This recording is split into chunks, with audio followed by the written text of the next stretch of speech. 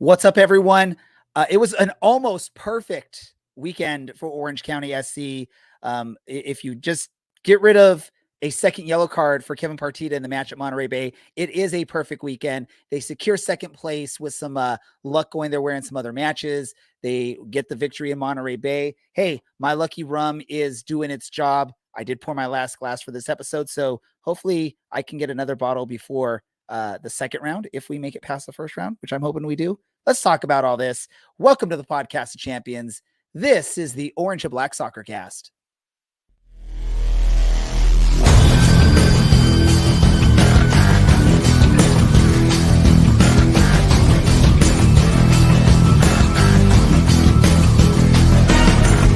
This is the Orange and Black Soccer Cast, the first and only podcast dedicated to Orange County Soccer Club, its fans, and supporters. Follow us on Twitter at OCSC_SoccerCast or on Facebook at Orange and Black Soccer Cast.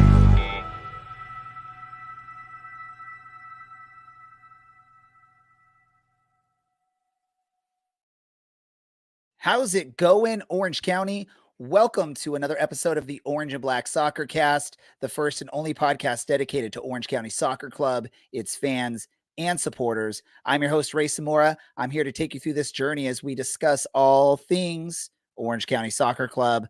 Helping me out this week, first, let's bring him on, the original Robin to my Batman. That's Dylan. Dylan, how are things going for you? They're good. I would say I'm probably... I just blanked on the butler's name. Alfred? So you can tell I'm a very big superhero person. Yes, Alfred. Andy. Yeah. Producer Andy coming in with the assist there for you, Dylan, trying to save you. Look, I'm just glad the team performed better than I'm doing so far tonight. Hey, it's what it is. It's not about how you start. It's about how you finish. And I know you'll finish strong here. Also helping us out this week, we've got the person out in Vegas, Mr. Bradley. Brad, how are we doing? How are we feeling? I'm a little insulted right now that Dylan does not remember the name of Mr. Alfred Pennyworth, the butler from Batman. But it's okay, I was down in the Orange County area, watched some hockey. Win one, lose one that weekend.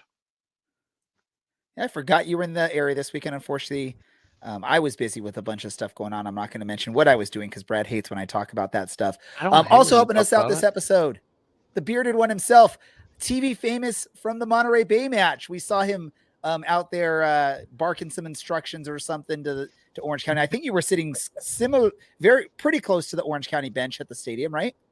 Oh yeah, we were. My wife and I. Yeah, I said it, Brad. We were sitting probably 5 seats away, and then there was maybe from the barrier to the bench was another 10 feet. So yeah, we were 20 feet away from the bench. So it was pretty awesome. They could hear when I started singing County Road at the beginning of the game. But I'll tell you what, here was the coolest part, and I hope that they're watching right now. I don't know if they're on the feed or not, but as Carrie and I stood up and started to sing and raised the scarf, pop it, Dylan. There you go. I heard something behind me, and I turned and looked, and Elder and Carlos are up there about 15, 18 rows up, and they're blasting out singing County Road as well. And that brought just a huge smile to my face because I had no idea they were going to be there as well. It was so cool. So there was me and Carrie and Eric Allison and his wife were there, and then I think there was an older couple there, and I'm pretty sure it was Kasipli's parents. So there was a small contingency of Orange County Soccer Club fans, but it was pretty fun. It was a good time. And one thing I'm going to say before we actually get into the details of that match is just a word of advice to Monterey Bay. I love that they have the digital scoreboards. But when it's a foggy night, let's avoid the all white graphics on those scoreboards, because at least on the stream, it made it very difficult to watch because, the digitalization of stuff, you get pixelation. I don't know what the words are. I'm trying to use big words and I suck at it. But it made it look very icky when you're trying to watch it, especially when it was all white. Was it the same in the stadium when you were there, Larry? Did the all white make it look weird or make it hard to see? When Milan scored the goal, we could barely see down to that end of the pitch. And I was standing up and I was leaning over the rail. I'm like, did we score? We scored. Oh crap, we scored. Yes, who scored? Of course it was Milan. So yeah, it was really, really tough to see. I'm actually, you said you could see me on the feed. I haven't gotten a chance to rewatch the game yet.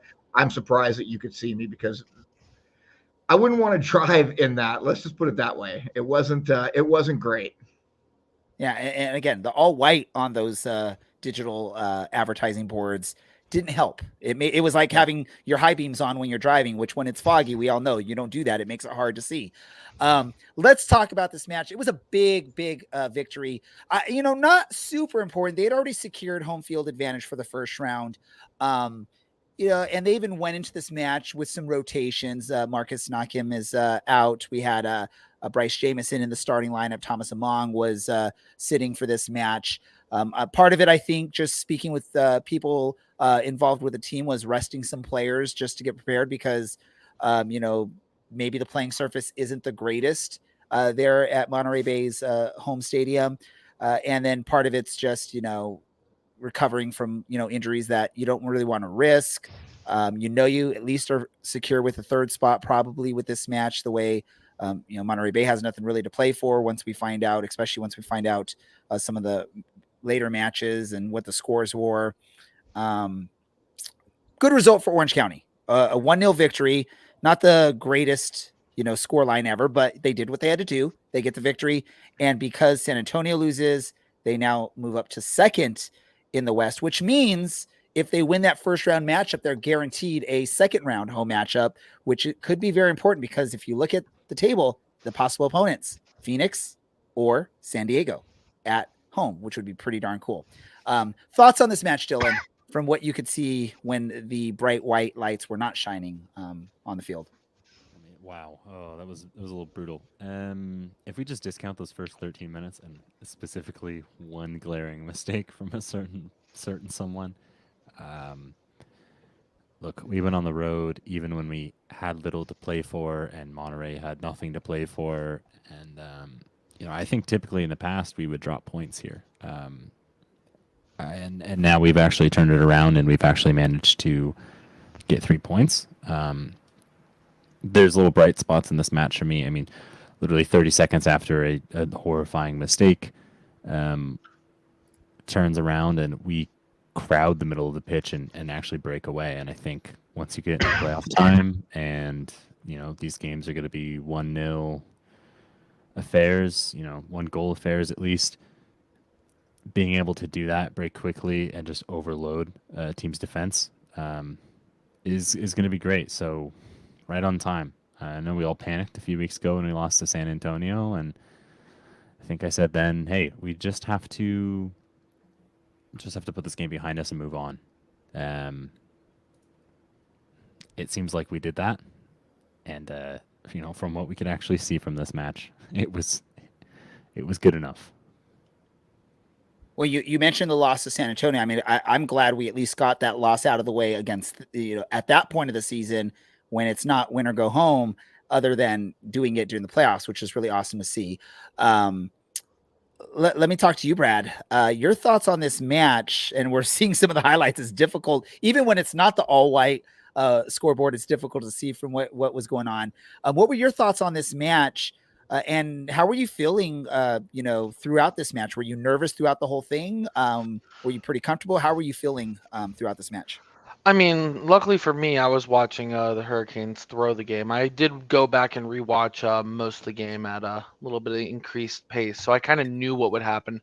But I really admired the team's kind of resiliency in the first 25, 30 minutes. They definitely had their backs against the wall early, had a crucial goal line clear. I think it was in like the 15th, 20th minute. And then from there, the Milan goal was incredible. Just good team ball there from Langford. And after that, just holding on for crucial 3 points. Can't complain about that. The only thing that sucks is Partita gets the double yellow, but we'll live with that. I think this team's still deep enough to hold off a Colorado Springs side in the first round.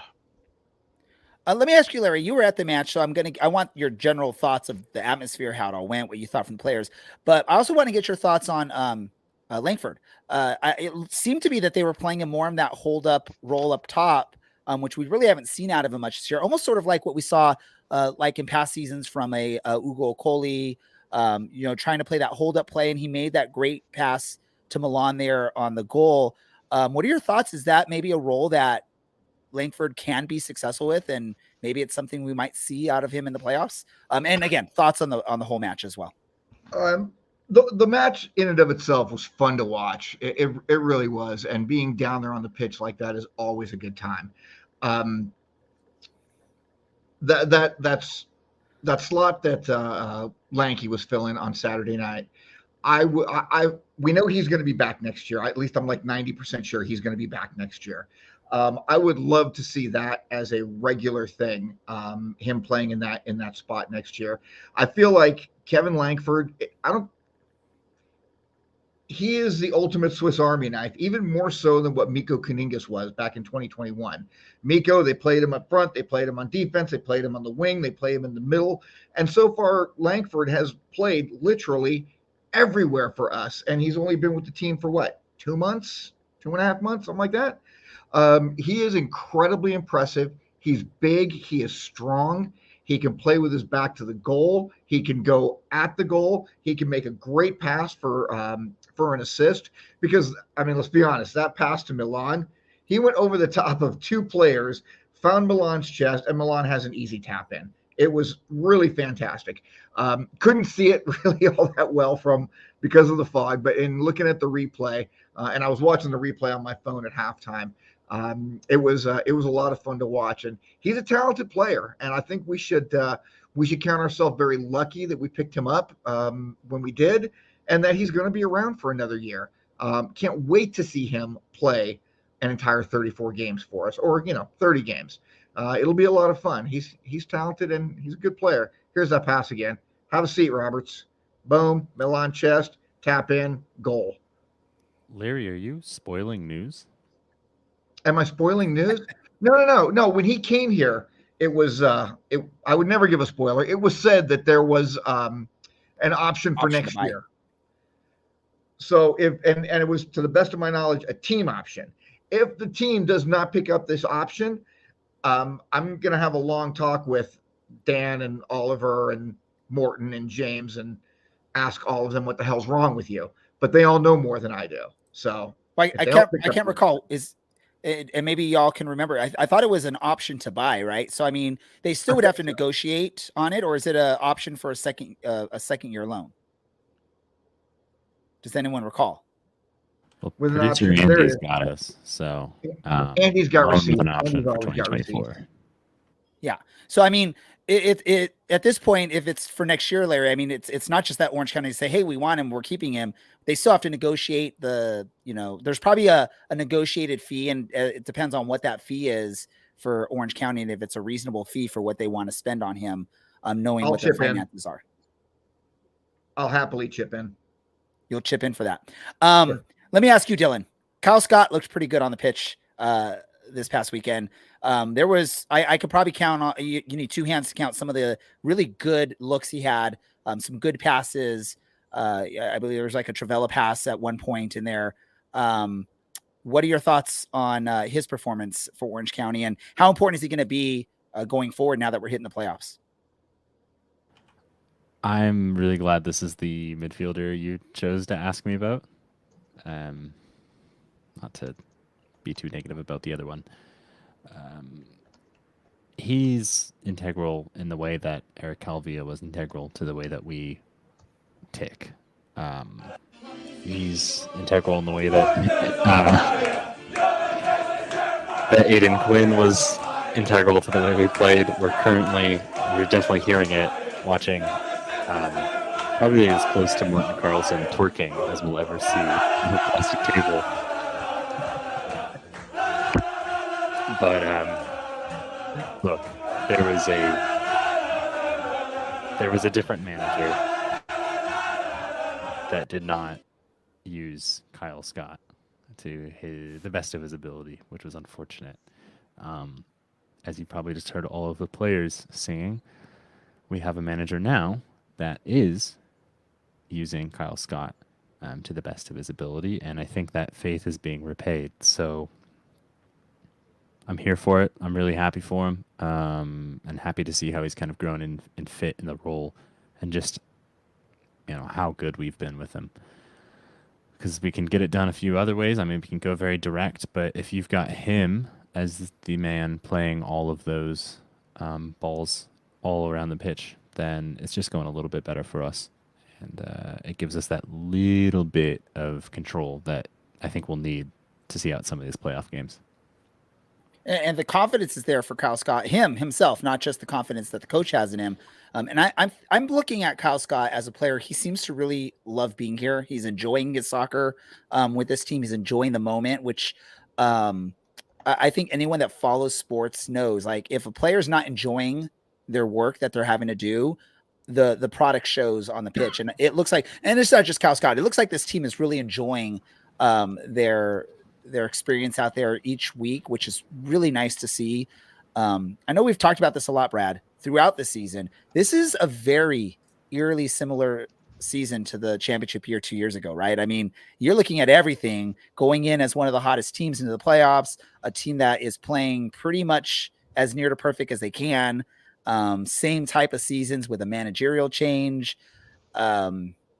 How does that make you feel going into these playoffs? Does it give you more confidence going into the playoffs?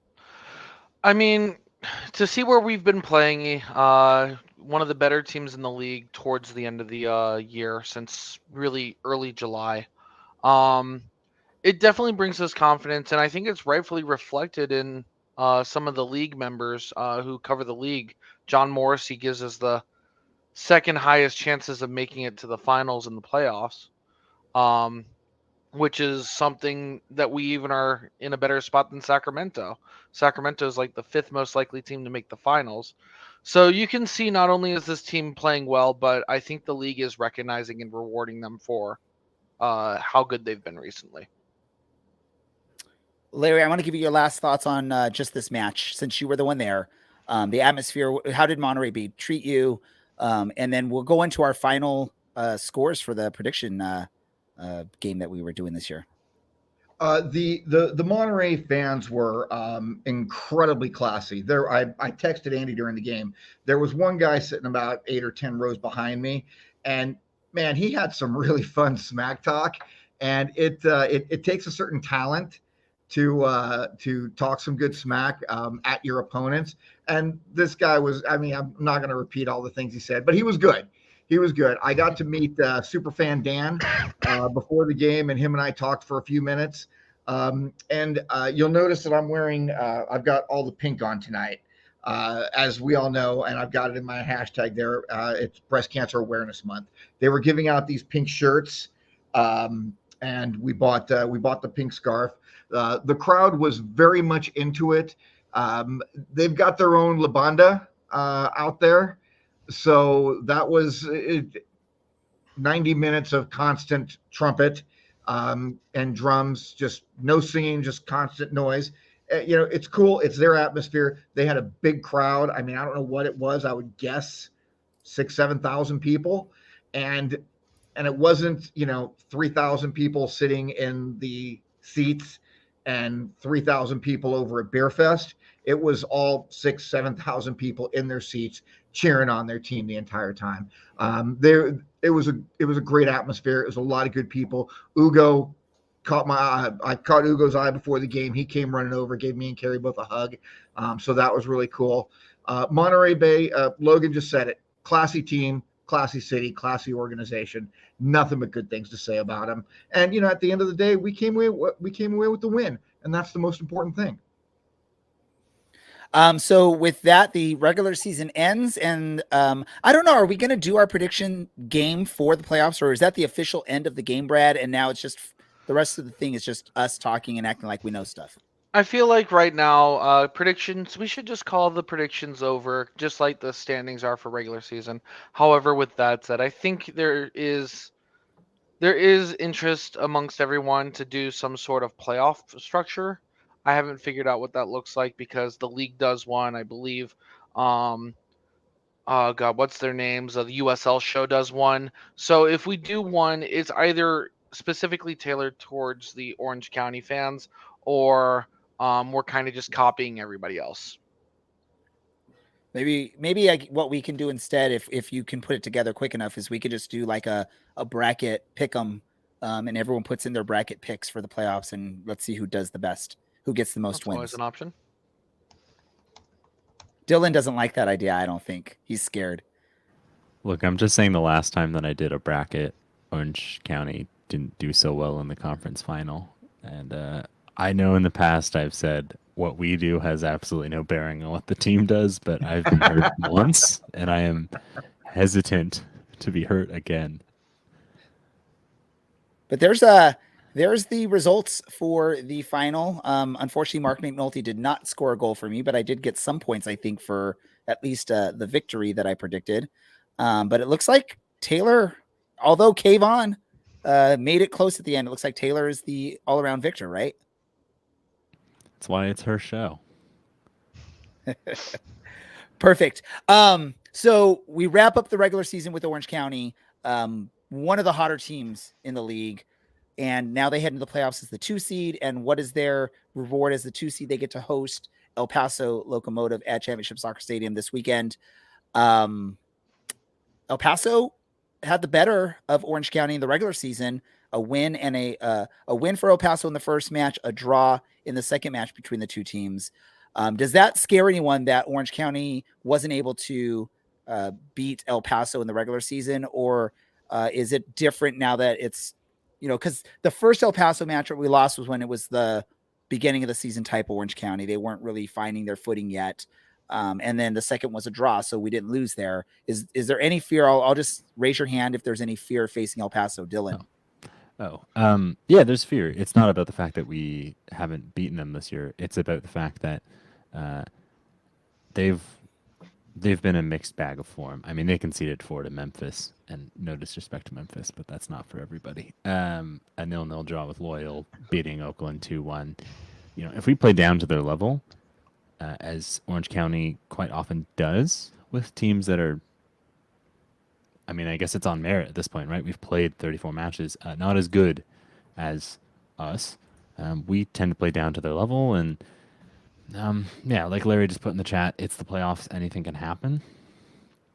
So that worries me. That being said, the way that we've bounced back from some poor results of late makes me think that we should be okay.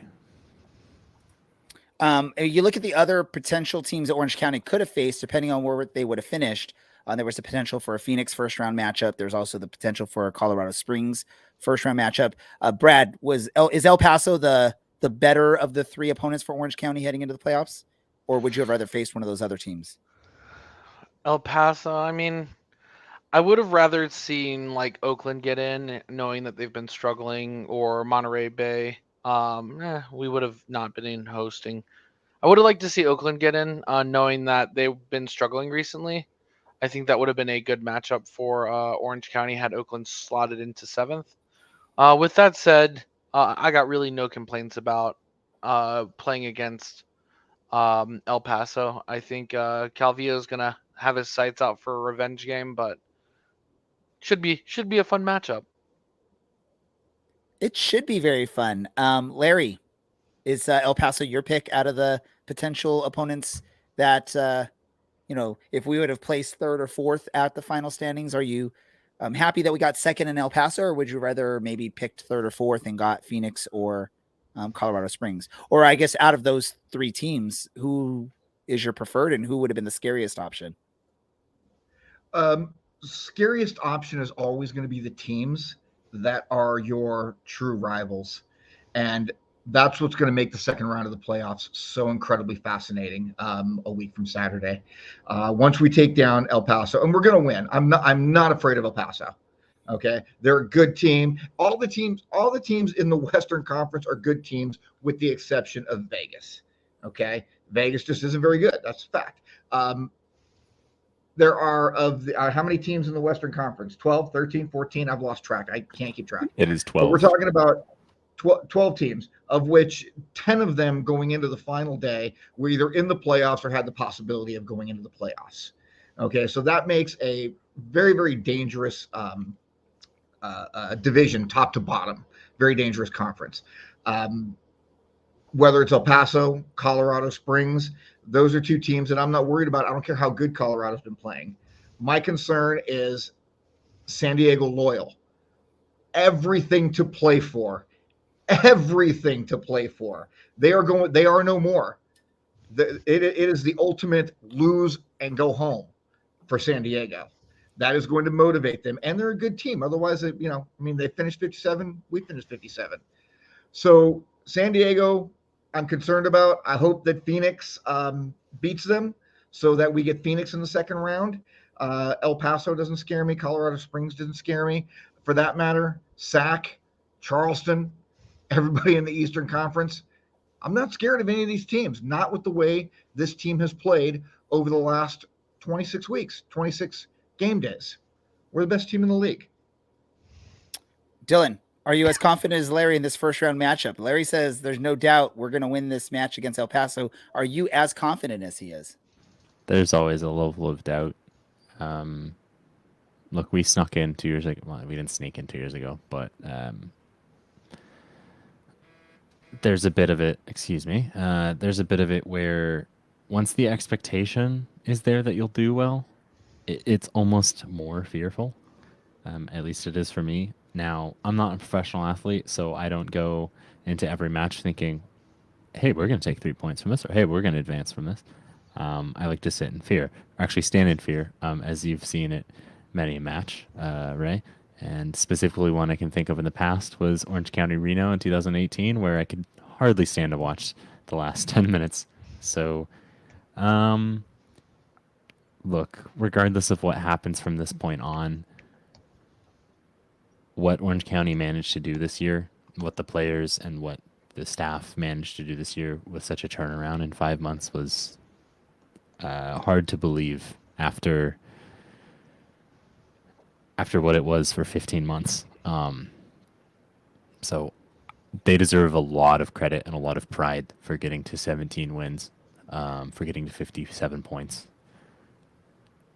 and showing they can beat anyone, right? I mean, we beat Sacramento on the biggest night of their, well, not of their club career, because, they've won a cup and they were in the open final, but we can show up when it matters. Yeah, of the season, biggest night of their season, sure.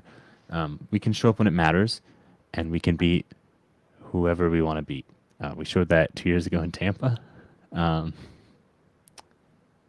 hope that we can show that again. Here's the thing, right? And I'll let you chime in really quick, Brad, but let me just share my thoughts on this is, the team proved during their run, and they've proven over the last couple matches that they can, take some punches, just play some solid defense and come away with victories. They did it against San Antonio short a man because of the red card for McNulty. They did it again against Monterey Bay. When it's tough, you're on the road, it's foggy, there's emotions at the stadium because everyone there knows it's the final match of the season for them. There's no hope in the playoffs. They've proven that in these last two matches they're playoff ready, right? I mean, these have been like playoff matches these last 2 weeks for Orange County, right, Brad? Yeah, I mean, these are kind of winning meant placements, and I'll even argue the last 3 matches, with San Antonio, with Monterey Bay, and man, I forget the third opponent already.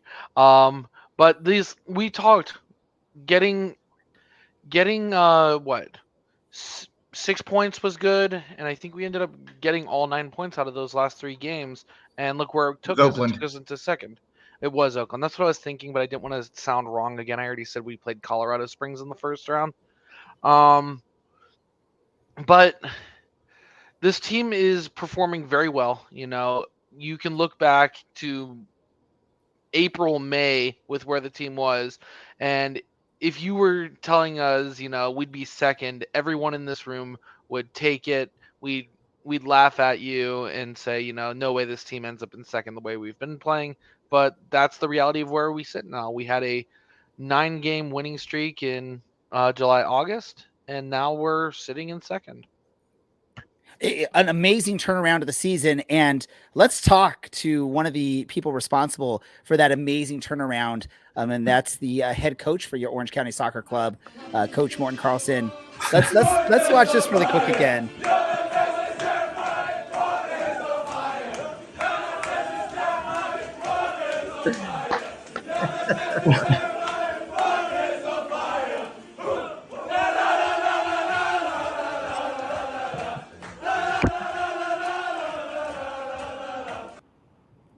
Now, Morten, I got to ask you, we're watching that video. That table does not look like it's the most secure, most steady table there. How nervous were you up there that table was either going to collapse, tip over, and what was going on in your mind in that whole scenario right there? It was first, thank you guys. Thanks for having me. No, I didn't think, to be honest. So I just went up there, very unstable table, and once up there, I realized this is not good. So a little bit cautious with my jumping, and then guys were spraying water and fluids in my eyes, so I couldn't see anything. So it could have ended much worse than it did. Thank God it didn't. We're definitely glad it ended up all okay there. Let's talk about this team, because obviously the team wasn't performing up to expectations early in the season. You took over, took a little while to get the momentum going, but you went on a great run. A little stumble towards the end, but now it seems you have figured it out again.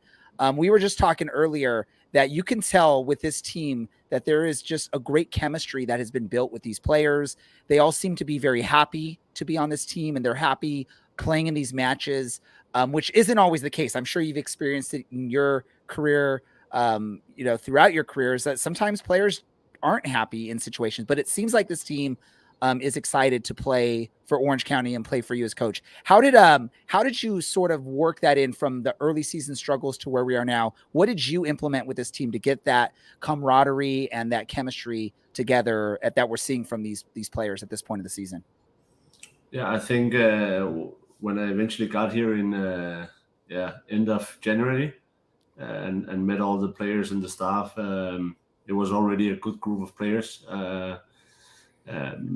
And a group of players that want to be with each other and help each other, and I think I've been a part of creating maybe a platform for everyone to have the same direction, you could say, and then you see also the trust and the belief in each other, and then maybe the camaraderie that you talk about. It looks extra strong or like more present.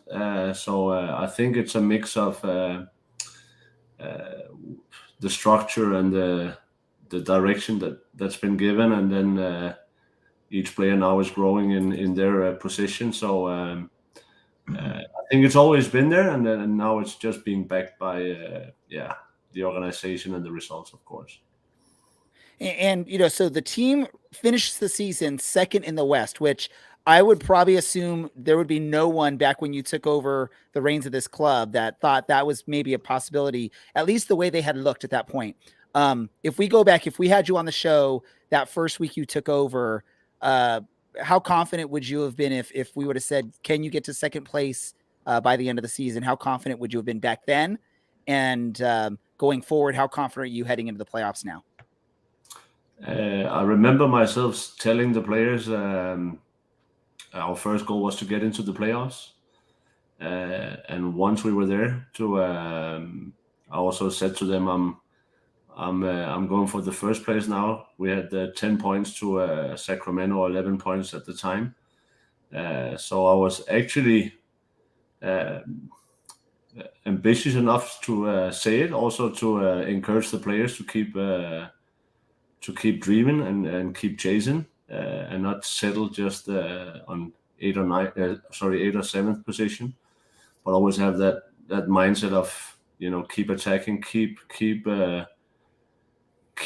getting up there. But I can also be very honest and say that after the game, I was when I saw that we were in second place with the results in San Antonio, then I couldn't really get my head around it. It was strange to see that all the hard work that we've been doing, that we ended up in second place with our from where we started.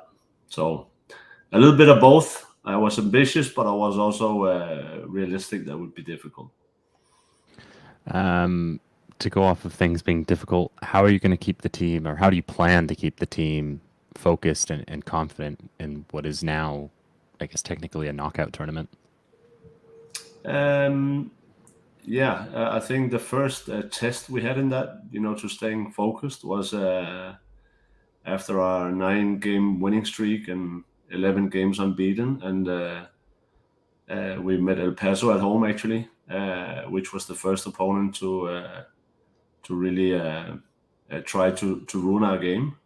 So you could say that was a playoff game, and then we had 3-4 games where we didn't get the wins. So it kind of has dialed everybody in again.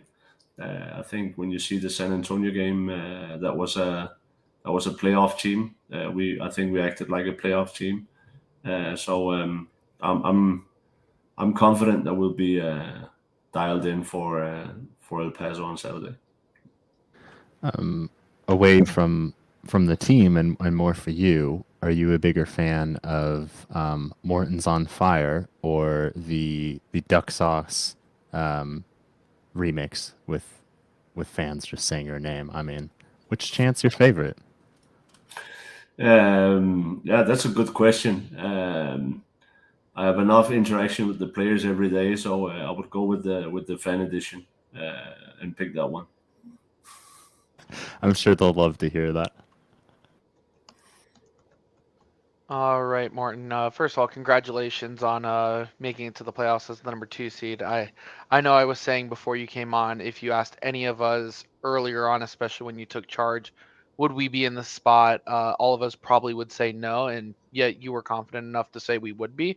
So like kudos to you and the team on that.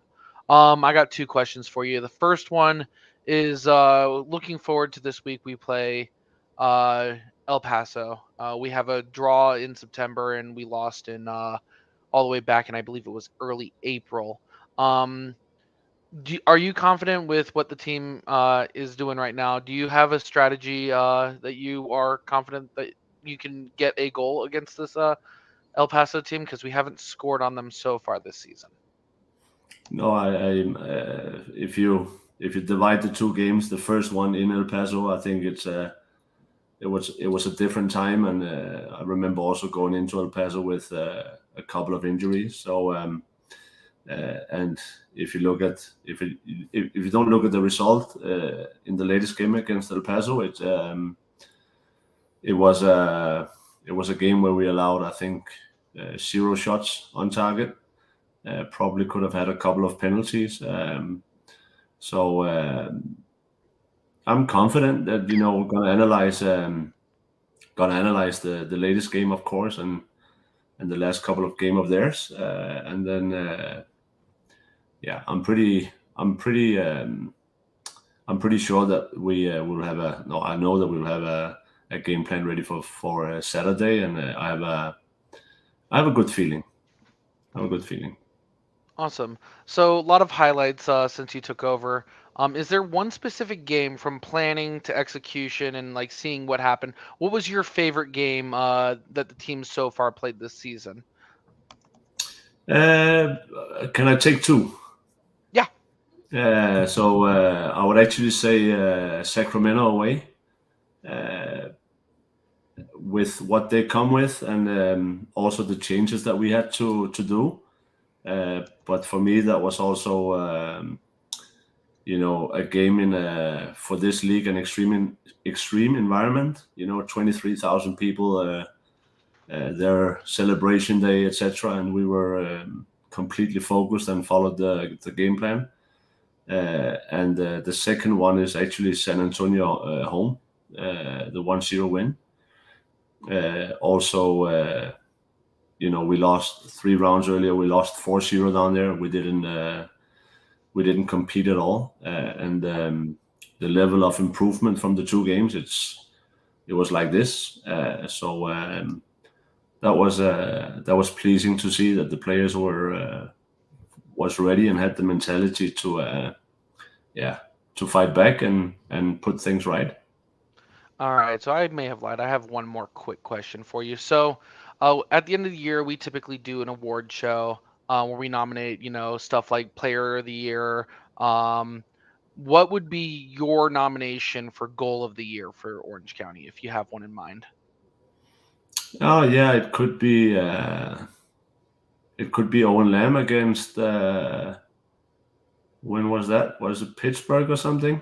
Charleston maybe? The Charleston game where he takes it and hammers it with his right foot from the left. I can't believe remember it the was game. Charleston. Yeah. That's a good candidate, I would say. The technical execution of it.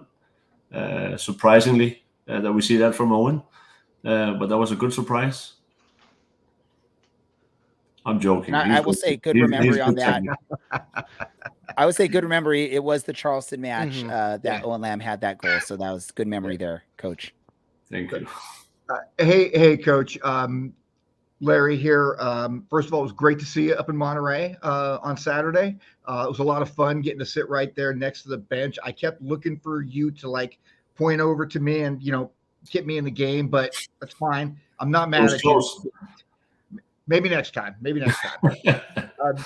I got a couple questions and a fan question. So May 1st, you take over the team. At that point, the team is sitting at 1-3-4, I think. In the month of May, you win 1, you draw 1, you lose 3. Are you concerned at this point? No, that's actually a very good question. No, I wasn't really, because at that time there was a lot of highlights or focus points for us, and one was get the players a little bit more fit and players back from injury. So we had to play players out of position. Some players only with 30 minutes out of 90, and according to the rehab program. So I knew there was a lot that we had to take care of before we could really measure the team. And I also had I remember looking at the schedule thinking we have plenty of time to get this right. So of course, when you go to Oakland and get beat 3-0, it's of course concerning. Also the way it happened, if I recall. And but then again, on the Wednesday we beat Sacramento at home. So I wasn't really concerned. I trusted the process, you could say. Okay. Well, it's a good thing that you did, because from that point on, you were 15-2 and 15-2-4. So I would call that pretty good success. That's just my opinion. What do I know? There's a couple of fan questions out there. Let me scroll back here, see if I can find it. Chuck Eldridge. Chuck wanted to ask, why Lopez over Santana as a backup? 2 games each one with very different results. I hear you got this young kid, first professional start in front of 23,000, and tosses a clean sheet on the team that at that point was the most high-powered offense in the league. What went into making that decision? Yeah, that's also a good question. And Juan Santana has improved incredible this season. And of course, putting a young player on in front of 23,000 and be goalkeeping like that, it's incredible, and also shows his potential for the future. And we were, I was thinking, we would have a little bit more experience. Also, I 100% agree that he's a very good keeper, but still very young. So that was not the concern, because I don't say it's a concern, but that was the calculation of having a more experienced player. And in case that we had to also, if Colin was out for a longer time, we needed 2 goalkeepers, and we didn't know at the time, so that was the reason why. Got it. Okay. One last question. Let's just go on hypotheticals. When Orange County Soccer Club lifts the cup in about 4 or 5 weeks, however long it is, what is your go-to celebratory drink? Oh, yeah. Also, I like a espresso martini, but that's not a celebration drink, I would say. Whiskey on the rocks, maybe. Yeah. Whiskey rocks. All right, great. That's it for me, Coach. Thank you so much. Really appreciate you. It's been an awesome season, and we're really looking forward to the next few weeks. Thank you. So am I, and I believe it was was it your anniversary of something that you? No, hold on, wait. We're gonna make Brad cringe up there. I got married last Wednesday, and we spent our honeymoon in Monterey with you guys. That's how it was. Congratulations. It was nice to see you there in Monterey. And next time, get your boots ready. Yeah, because you need a 53-year-old fat guy with bad knees on the pitch for you. We can fit you in. We can fit you in. I wanted to hear Coach say that he was trying to tell you to shut up. He's the coach. Stop trying to coach my players out on the pitch. That's possible. But Coach, really quick before you go, anticipating a sellout at the stadium this weekend for the first round of the playoffs. Message to the fans. What do you want from them when they attend this match? I just want, not just, as you know, the feeling. If you can all recall the Monterey game, I think the game picture also helped the atmosphere. But whenever the guys can feel the fans, it pushes them forward. You know, like being vocal and supporting the guys and cheering them on. You probably hear this a lot, but it's from a former player being on the pitch, it definitely helps you feeling that that energy from the fans and the love that I keep saying. So energy and love. Awesome. Ladies and gentlemen, that is head coach for your second place in the West, Orange County Soccer Club, Coach Morten Karlsen. And maybe Brad, maybe we can introduce him to some Malort as a celebratory drink if they if and when they lift that cup. Don't do that. No. He deserves hasn't so heard much of it. better than that. Come on. Thank you so Guys, much, Coach, thank for you. joining us. Thank We'll go from one member of the Orange County, the head coach. We'll go to now the more front office side of things. He Mr. can have Dan, some Malort. he Can I can go have first? some Lord. We'll share that with Dan. Dan, welcome back to the show. We're bringing you in at a fun time for this club, right? A lot of big, interesting things, playoffs, and I'm sure you're excited that it's a home playoff match for hopefully 2 rounds at least. If we get past this first round, we're guaranteed a second round home match, and then just some stability in the stadium. Dan, how are you feeling as the business side of things on this team? No specifics, just how are you feeling right now?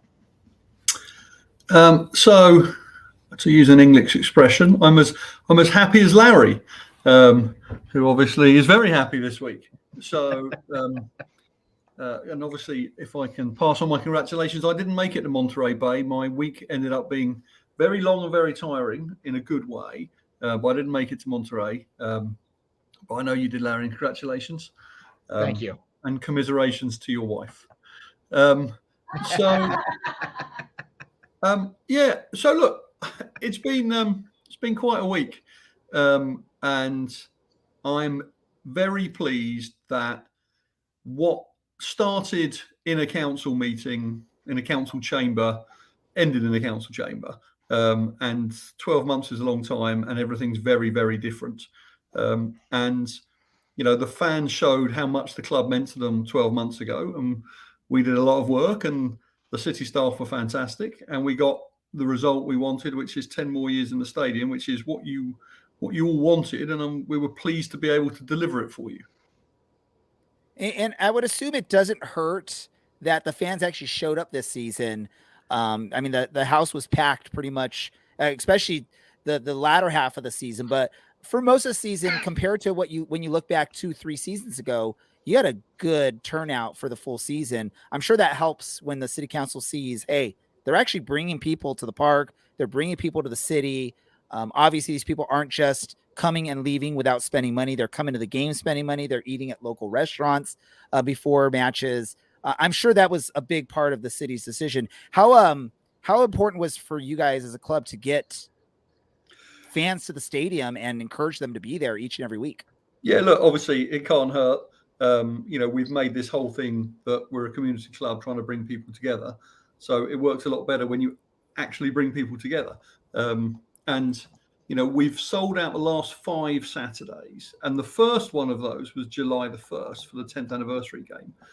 And Councilman Larry Agron was at that game. And I think he was surprised at how full it was because he'd never seen it that full before. And obviously it has continued to be that full since. And I think at one point when I was up making some remarks to the council, we were talking about, there was one element of it around naming rights. And they were saying, why do you think that you should be able to sell these things and, pay us percentage? I'm like, well, look at the value we bring. We're filling the stadium with fans, but a full stadium means more sponsors. Obviously, the team doing well means more games on television, and that just increases the value and the visibility. And when we won our national championship 2 years ago, that can't be a bad thing for Orange County, and that can't be a bad thing for Irvine.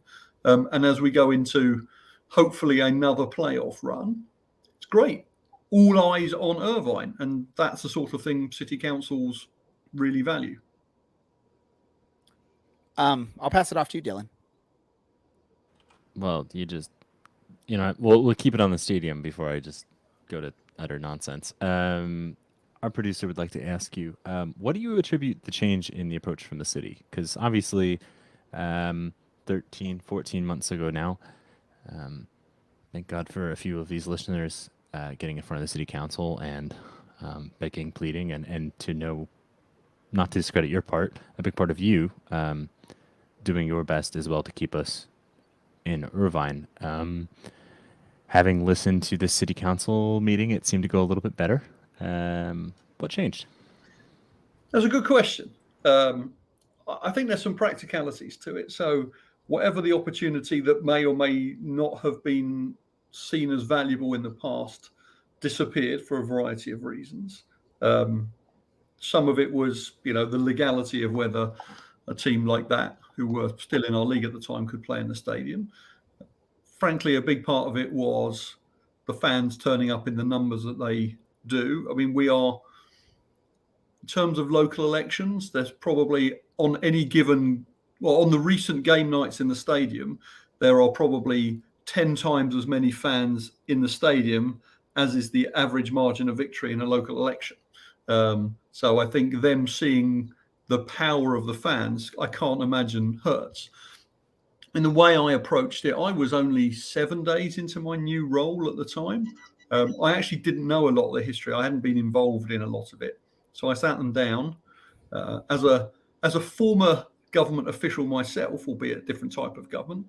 I sat down and said, look, I'm not quite sure how we got here, but can we start again? And we sort of started again. And I think over the last 12 months, we built up a really, really valuable, strong relationship with the city staff, the ones we deal with day to day. We had obviously lots of meetings with the city manager, who I had a war of words with in the media before I'd even met him. So I sat down and met him afterwards. We got on very well, actually. We talked about lots of things. We talked about the past, and we talked about the present, and we talked about the potential future.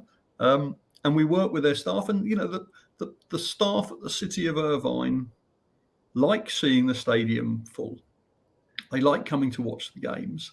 They enjoy seeing this beautiful, soccer-specific stadium in a league of some quite iffy grounds around the USL. I think they are proud of the venue and they like to see it being used. So we started a new dialogue and we had great conversations, and I think we created some compelling arguments. The team has grown obviously in the past 12 months, and whatever it was enough to persuade the staff and obviously the council members who took the staff report recommendation, and they gave us what we've wanted all the way along. Shifting away from your fun and your diplomatic skills, what whiskey, and I mean whiskey without an E for you. Very good, What thank whiskey is Morten getting at the end of the season? That's a great question. So it depends. Depends whether our season is one more game or 4 more games. But there is this is important, I think, to me. There is a culture of whiskey, not as in, players are drinking whiskey at half time, but there is a culture of whiskey in the sense of, I think the story. I only joined the club because James Keston was a guest on my whiskey podcast. So there are plenty of times where James and I exchange bottles of whiskey, and Oliver and I exchange bottles of whiskey. If we win the league, if we win the championship again, I imagine there will definitely be a very nice bottle going his way. I need to talk to him about his tastes. I don't want to buy him a nice bourbon if he's a Scotch man, and vice versa. So as we spend more time together over the next, hopefully, month, then we can start talking about potential whiskies to be consumed. I think. Hey, Dan. First of all, man, what a great season this has been for the team. And I'm actually going to ask you the same question I just asked the gaffer. He takes over in May. The team goes 1-1-3. That's not good. So, concern from the front office? No concern?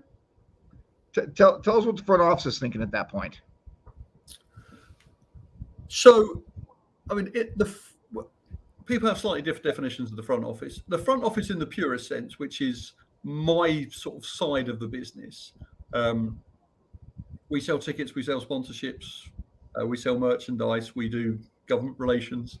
They always say it's really interesting. Whenever I've been doing quite a few this year. I've been talking to sort of students, graduate students, about careers in sport. And one of the things you have to say to people is, look, you can't, in the front office, be thinking about results, because you have to sell those tickets, that merchandise, those partnerships, whether your team are top or bottom of the league. So, obviously, I love the sport of football. This is why this is the dream job for me.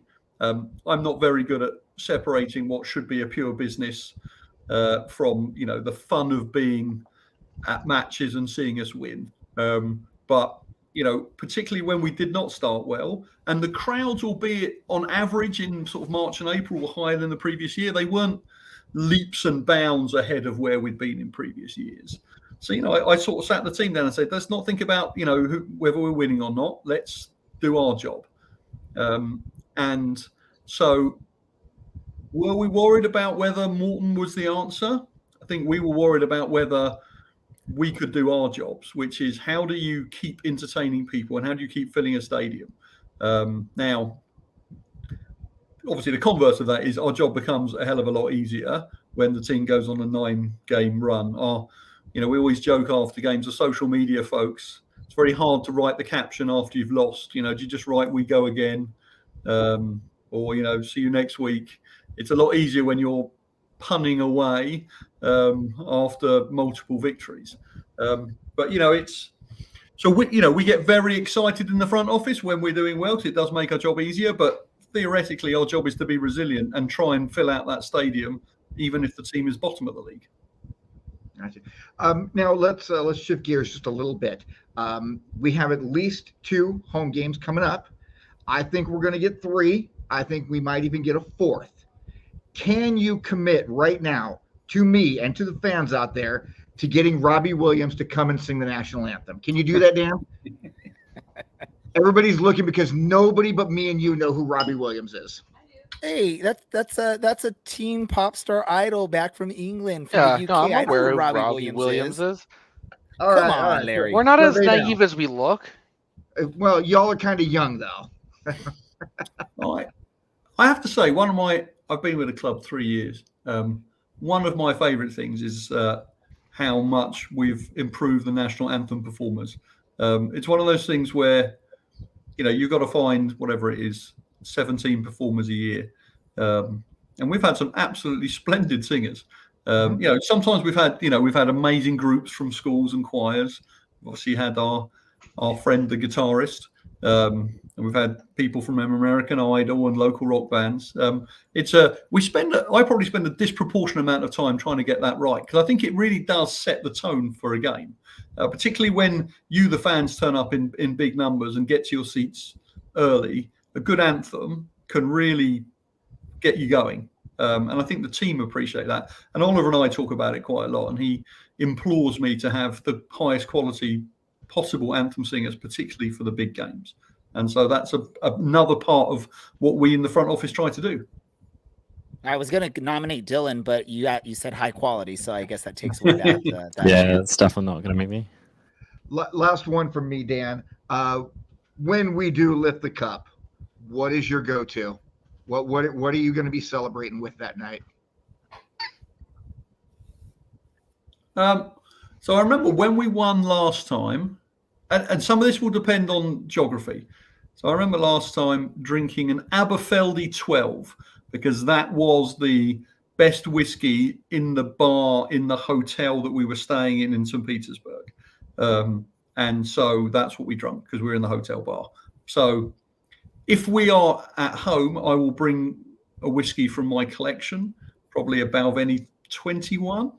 And if we're away, then it will be whatever whiskey they sell in the hotel bar there. And obviously, if things, we don't want to get ahead of ourselves. Saturday is the game, but I'm sure Jeff Garner would be looking to see us at some point later in the playoffs, and I imagine we would probably expect him to buy us a whiskey if we go over there.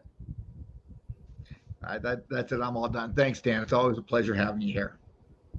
All right, Dan. I'm going to kind of rewind things back a little to the 10-year agreement that the team just signed with the city. First is a clarification question.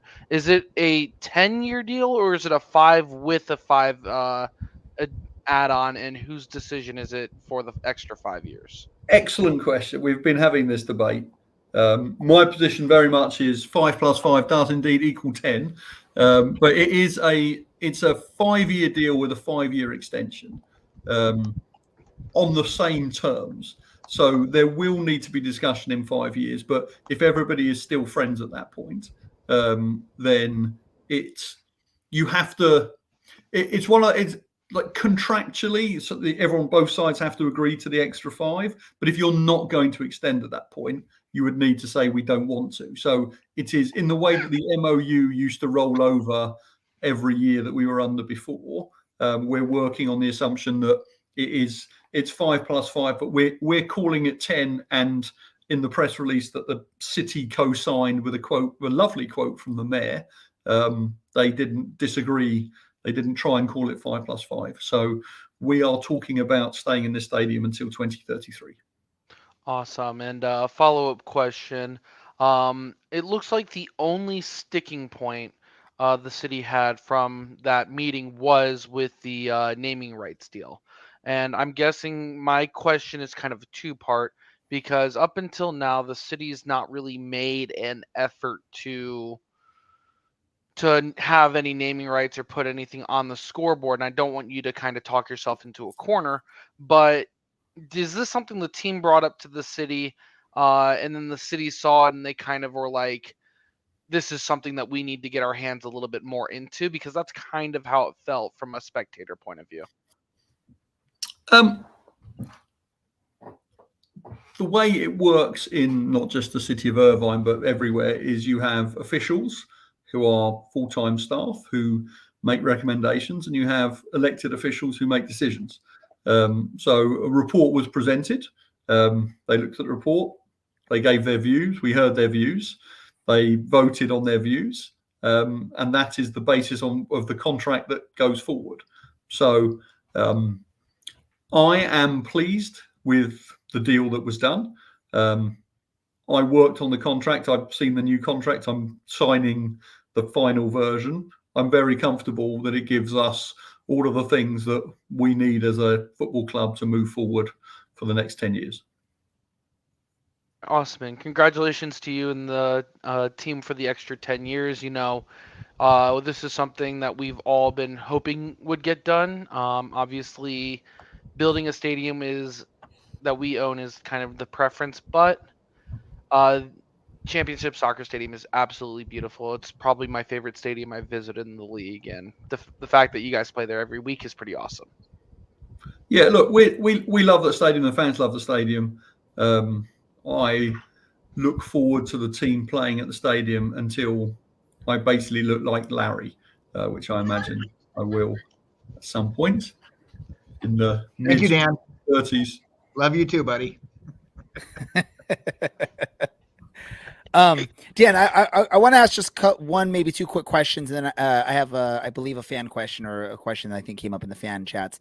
I know going back to the early beginning of the whole stadium stuff, there was talk, I think, from the city about exploring the possibility of moving to artificial turf in the stadium because of the maintenance costs and stuff like that. I can't recall if this is in the new proposal, if there's like a guarantee that it'll remain natural grass. Is there a preference? Is there something that the club will be looking at towards, or is there anything in the new contract that says it has to be one or the other? There is no reference to the playing surface anywhere in this contract. I think it's a matter of public record that the city of Irvine would like their stadium and the neighbouring facilities to be under consideration for a potential World Cup team to practice here. They've, like very many places across America, and I guess Canada and Mexico, they've applied for the opportunity to do that. The more grass on your field and the less turf, the more likely it is that it would be accepted as a venue. So at the moment, there is nothing written down. There's no discussion that I'm aware of around changing the playing surface. If the city was to go and vote to change it, is there any opposition from the team? Does the team prefer the natural grass? Because obviously, I think players and athletes prefer natural grass as opposed to the artificial stuff. So I wonder what the club's stance or what the club's opinion would be on that. Yeah, I mean, look, we love playing on grass. We love having a soccer-specific stadium. There's teams in our league that play on turf. There's teams in our league that play on warning tracks. I think for us, we're very happy with the facility that we've got. Now, there's turf and there's turf. So, there's, as you saw in Sacramento, I didn't travel to the game. I could barely watch it on television, partly because I'm colorblind and couldn't see the difference between the two teams, but also because all the lines all over the field. And so that didn't help. So, there are versions of turf nowadays which are not terrible to play soccer on. So you'd like to think if they were to change the surface, it would be the better version of it. And I know last year when the discussions were different, I think we would have accepted turf if that's it's their stadium still.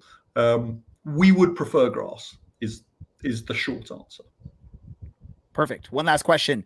In the event Orange County travels maybe to a Sacramento or out east for the final, how does it work with the league and the allocation of tickets? Does Orange County get a block of tickets that guarantees their fans can attend matches, or is it strictly just that whatever team is hosting controls all the power and they figure out the way they want to sell the tickets? Yeah, that's an excellent question. My understanding for a playoff game is, would have an allocation of tickets and then people can buy more. And so, when we hosted playoff games 2 years ago, a couple of teams went above the minimum allocation, and we were happy to provide that. I imagine that will be the same. The only team that, if we continue, the only team that could host us is Sacramento. We have an excellent front office to front office relationship with them. And it's a big enough stadium that I'm sure they could give us enough tickets for a group that would travel. For the final, it's slightly different. I think there is an obligation to provide tickets. I think everybody who wanted one at Tampa Bay got one. And obviously it was a long trip and some people didn't go because it was still COVID times. But I imagine wherever we would play the final, were we to get there, we would make sure that there are enough tickets for everybody. So that's not, as we go into the playoffs, of all the things you should worry about going into the playoffs, getting tickets for away games and finals should be fine. And then also limiting the amount of only offering the minimum amount of tickets. Say if we host San Diego or Phoenix in that second round matchup, let's try and make sure we only have to give the minimum amount of tickets in those situations, because we know those fans will probably travel well to our stadium. You say that, Ray, but interestingly, look, I mean, I grew up in Europe. Away fans are part of it. I remember there was one disgusting day where my team were hosting Man United on the last game of the year, and we actually gave the Man United fans 3 of the 4 sides of the stadium because they all wanted to come, and they all live in London anyway. They all wanted to come and pick up the trophy. But a few away fans in the stadium is not a bad thing, and it's a challenge for you to make sure you sing louder. No, it's a joke. I get it. I love the away fans. I always make sure I go stop by and say hi to them whenever I'm at the stadium, just because that's, like you said, that's part of the sport. And that's what's unique about this sport compared to other sports. I remember my friend who's from Newcastle, when he first few years in America with us, went to a basketball game, and he thought it was weird that all the fans just intermingle with each other. Like, where do the away fans sit? I'm like, oh no, you just sit wherever you want here. So that's one thing I love about soccer is the away fan support, and the way that all works out. We've gone a little bit longer than we normally do, but Dan, any last messages to the fans heading out to the stadium? I'm sure you all are anticipating a sellout for this match. Any message for the fans? Anything they need to know about as far as maybe traffic wise or logistics, what to expect at the stadium? Is your chance to do so? I think 3 things from me, if I may. So the first thing is an enormous thank you to the fans from the first council meeting, or the week before the first council meeting last year, through to last Tuesday, was a journey. And it was only worth making the effort if we knew fans wanted us to. If nobody had bothered protesting this in the first place, then what's the point in us trying to save the stadium? And what's the point of us even continuing as a club? But it was very clear what the club meant to everybody.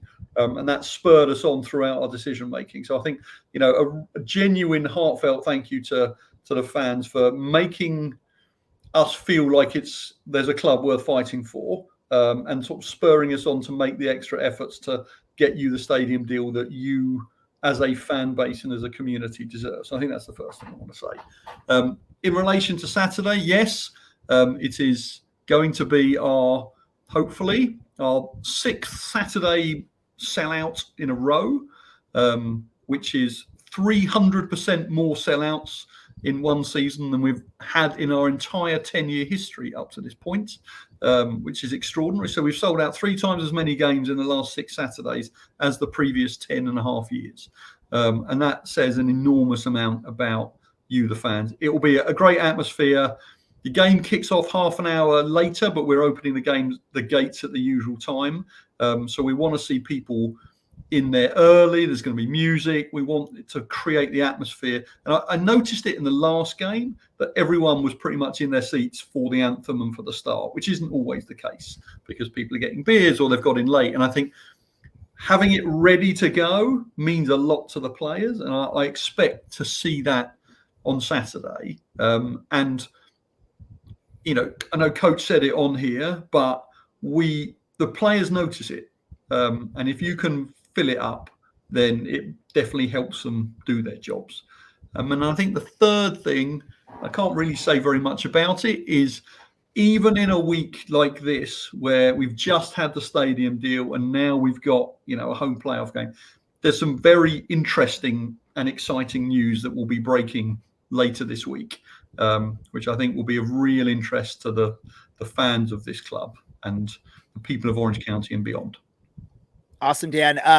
Thank you for joining us again. Let's keep this run going. I know you have no control of the player aspect of it, but let's hope for some more home matches as we get through and deeper into the playoffs. And hey, let's add that second star to the crest and enjoy 2023 like we did 2021.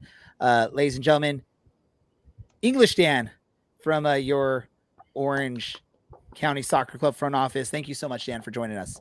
Thank you, gentlemen. Thank you. We're going to wrap things up here because we went late. Hey, we had 2 great guests, so we had to go a little bit late. Couldn't help it. We're going to do quick 15-second max random thoughts as we wrap things up. Dylan, go.